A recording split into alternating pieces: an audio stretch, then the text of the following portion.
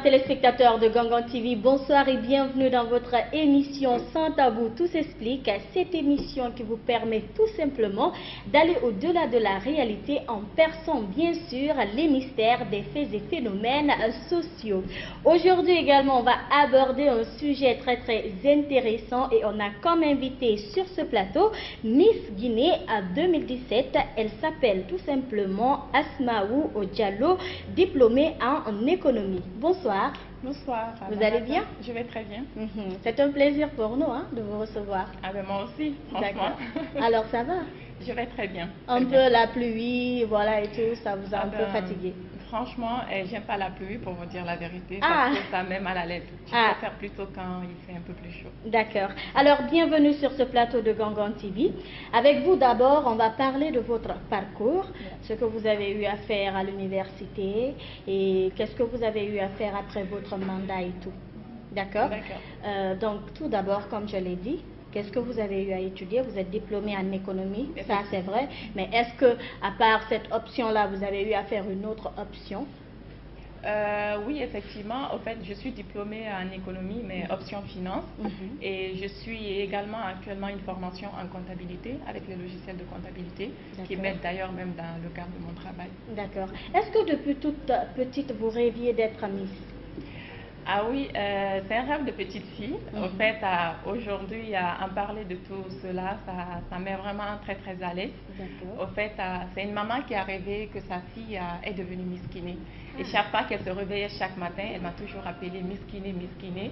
Et j'ai grandi avec ça depuis l'école primaire. Donc, je me suis donné toutes les chances pour pouvoir représenter les différentes classes dans lesquelles j'ai étudié au collège, au lycée et jusqu'à l'université même. Bien. Donc déjà au collège, au lycée, vous défiliez et tout. Oui, bien sûr. Et vous arrivez de gagner parfois? Oui, bien sûr, bien sûr. Je me rappelle, lorsque moi je faisais le collège, j'étais dans un lycée où j'ai représenté ma classe et j'ai remporté devant les lycéennes. Et c'est à partir de là j'ai réalisé que j'avais vraiment un don et que je pouvais vraiment être Miss Guinée un jour si je travaillais beaucoup plus sur ma personne. Et en 11e année, je me rappelle aussi, il y avait en ce moment cette compétition de Miss Boro National. Quand ils sont venus organiser Miss Boro National d'abord dans ma région à Kindia, c'est une ville qui m'a vu grandir effectivement. Donc j'ai compétit avec les étudiantes du centre universitaire de Kindia en ce moment. J'ai été élue à Miss TUK. Déjà moi je faisais le lycée et j'ai compétit pour Miss Boro Kindia pour venir représenter effectivement ma région Kindia à Conakry. Et j'ai été aussi à Miss Boro Kindia 2012 pour représenter Kindia à Conakry. C'est bien ça, hein? Ouais. Voilà. D'accord, félicitations à vous et aujourd'hui vous êtes vraiment Miss Guinée 2017. Alors, dites-nous un peu, lorsque vous avez commencé à l'entame, quelles étaient les difficultés que vous avez eu à rencontrer?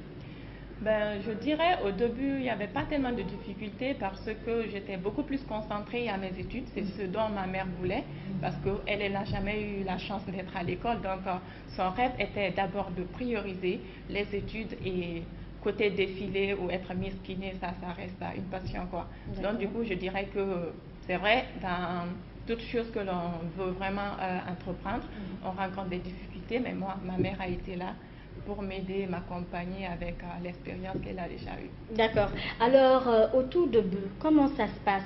Déjà, parce que moi, le plus souvent, lorsque je faisais l'université, je voyais ces Miss lors des répétitions. Parfois, on leur disait de tendre le cou, de tenir des postures qui sont parfois très difficiles.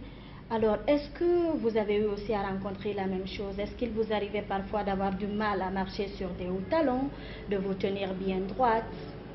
Oui, le début, c'est quelque chose qui est tout à fait normal, le début. Quand on vient à peine de commencer, à marcher avec les talons, c'est pas du tout facile. Mais le fait de pratiquer tout le temps, on s'habitue.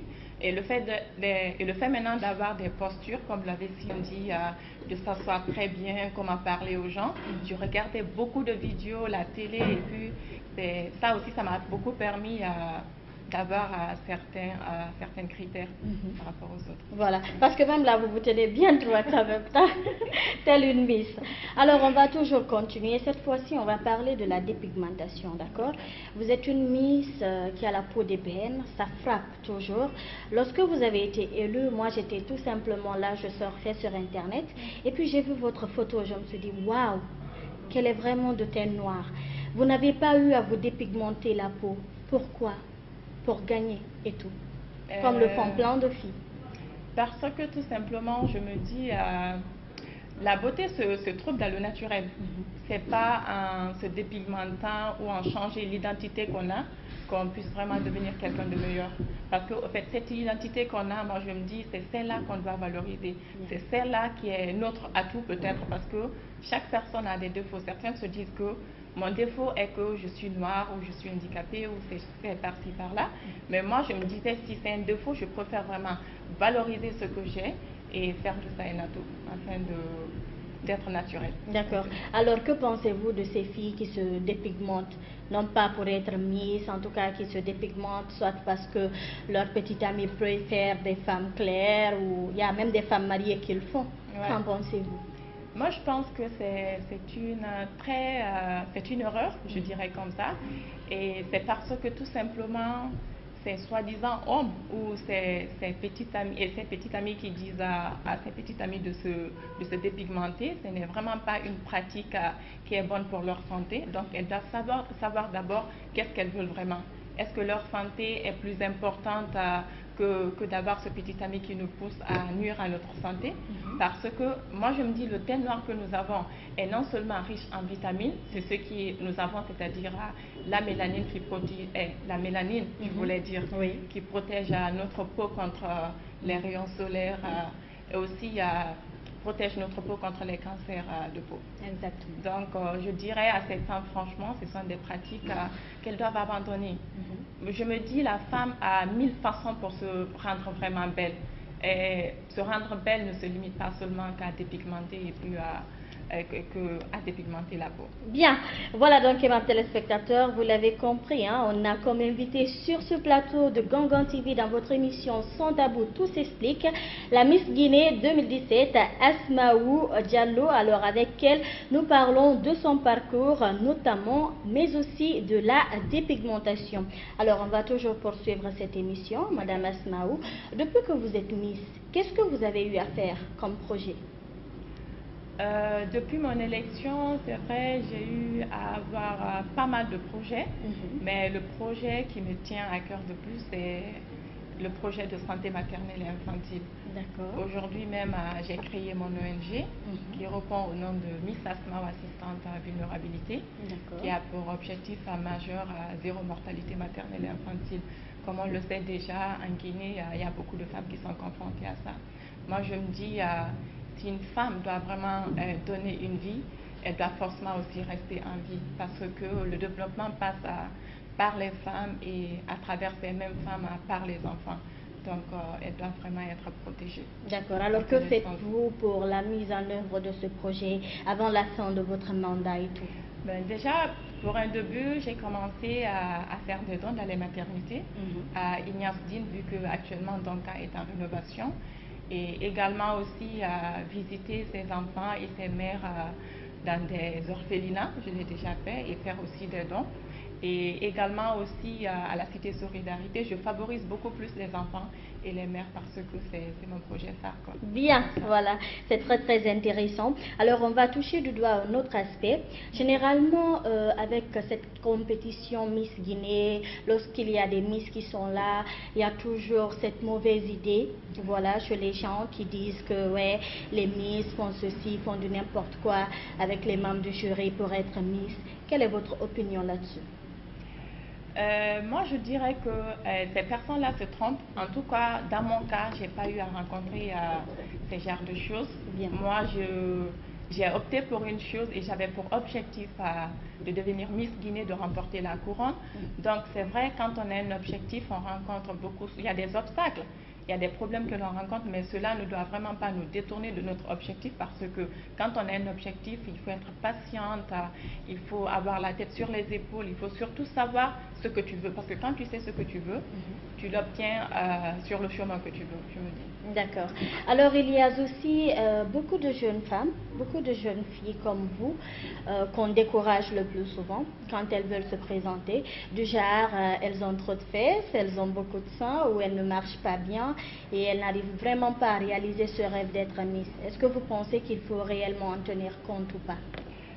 Je pense pas, c'est vrai, à être Miss Guinée. C'est vrai, dans notre pays, en Guinée, il y en a qui disent pour être Miss Guinée, il faut être mince, il faut avoir telle taille. Mais dans les autres pays, c'est complètement différent. Que tu sois grosse ou petite, c'est vrai, il y a des compétitions de Miss Ronde actuellement ici.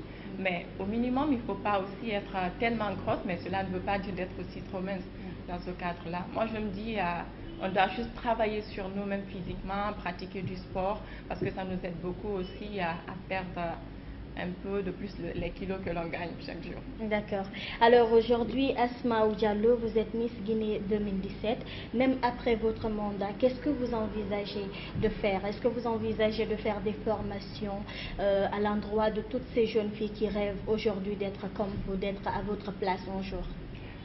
Bien sûr, c'est une chose qui est envisageable, je crois, parce que quand on est Miss Guinée, après notre mandat, on devient Miss pour toute la vie. Donc, il faut être là pour coacher, conseiller ces jeunes filles qui ont pour rêve aussi de devenir Miss Guinée, leur préparer plus à affronter ce qui les attend vraiment. Bien, voilà donc mes téléspectateurs, dernier virage de cette émission, mademoiselle Asma Diallo, Miss Guinée 2017. Alors aujourd'hui, quel appel avez-vous à lancer à toutes ces jeunes femmes, toutes ces jeunes femmes qui ont envie vraiment d'atteindre leurs objectifs, d'atteindre leurs rêves, soit dans la coiffure, soit en étant Miss, en tout cas, quel qu'en soit leur rêve?